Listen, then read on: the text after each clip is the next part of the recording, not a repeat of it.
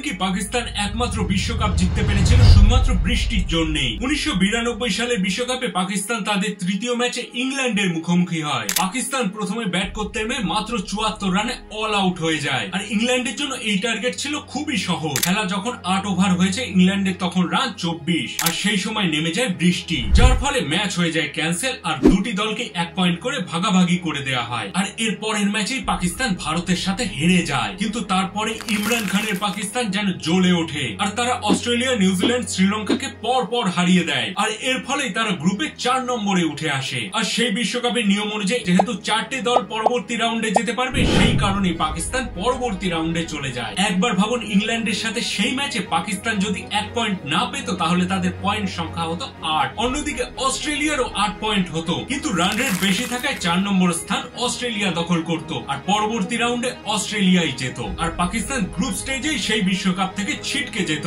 এরপরে পাকিস্তান সেমিফাইনালে নিউজিল্যান্ড এবং ফাইনালে ইংল্যান্ডকে হারিয়ে প্রথম এবং একমাত্র বিশ্বকাপ জেতে। আর এভাবেই বৃষ্টির হাত ধরেই বিশ্বকাপ জিতেছিল পাকিস্তান। এ ব্যাপারে আপনার কি মনে হয় অবশ্যই কমেন্টে লিখে জানান। আর ভিডিও ভালো লাগলে সাবস্ক্রাইব করতে ভুলবেন না।